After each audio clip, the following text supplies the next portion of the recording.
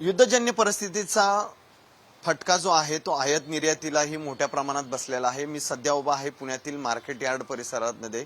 Market यार्डातील व्यापाऱ्यांची काय परिस्थिती आहे, कारण गेले जवळपास काही दिवसापासून ही सगळं युद्धजन्य परिस्थिती आहे।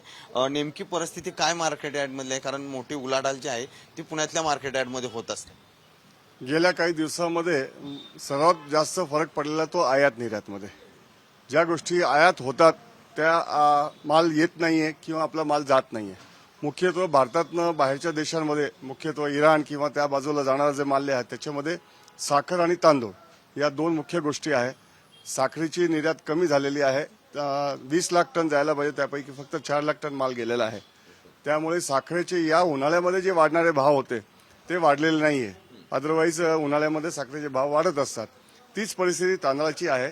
तांदळाच्या मध्ये एक्सपोर्ट खूप मोठ्या प्रमाणात भारतातनं नंबर 1 वर आलेला भारत आता, आणि आता एक्सपोर्टला सगळे कंटेनर आता फक्त तिथं डॅकवर उभे आहेत। त्यामुळे तांदळाचे भाव पण वाढलेले नाहीये, आहे त्या स्थिर परिस्थितीमध्ये आहे। तुटवडा कुठल्याही गोष्टीचा नाहीये, सगळा माल खूप अवेलेबल आहे आपल्याकडे। इम्पोर्ट होणारा जे खाद्यतेल आहे तो आफ्रिकन कंट्रीजमध्ये येतं, त्याचा पुरवठा होतोय। त्यामुळे तेलाच्या याच्यावर पण खूप जास्त फरक पडलेला नाहीये। फक्त मेन फरक पडलेला तो गॅस, त्याच्यामुळे जेवढे गोष्टी इफेक्ट होतात त्याच्यामुळे फरक पडलेला आहे। म्हणजे अर्थातच काही हॉटेल बंद पडलेली आहे, तर त्यांच्याकडे आमचा जो माल जातो तो माल कमी जातो आहे। त्यांच्याकडे येणारा पेमेंट असेल किंवा या सगळ्या गोष्टीचा म्हणजे प्रॉब्लेम येण्याची शक्यता वाटते। अदरवाईज बाकीच्या सगळ्या गोष्टी अंडर कंट्रोल आहे। युद्धजन्य परिस्थितीचा फटका बसलाय मार्केटला फटका म्हणजे त्याला जे आपल्याला बिझनेस जास्त मिळायला पाहिजे होता तो बिझनेस थोडासा कमी मिळतोय आता। दुसरी गोष्ट की सणासुदी सध्या दिवस आहे, तुम्ही ड्रायफ्रूटच्या संदर्भात रमजान आहे, गुढीपाडवा आहे, याचा काय परिणाम जाणवतो? युद्धाची कंडिशन अनपेक्षित होती झाली आहे। तर आता रमजानचा महिना आहे, सणाचा सण आहे।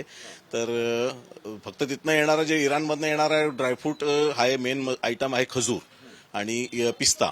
हे दोन वस्तू रमजानमध्ये मोठ्या प्रमाणात लागतात।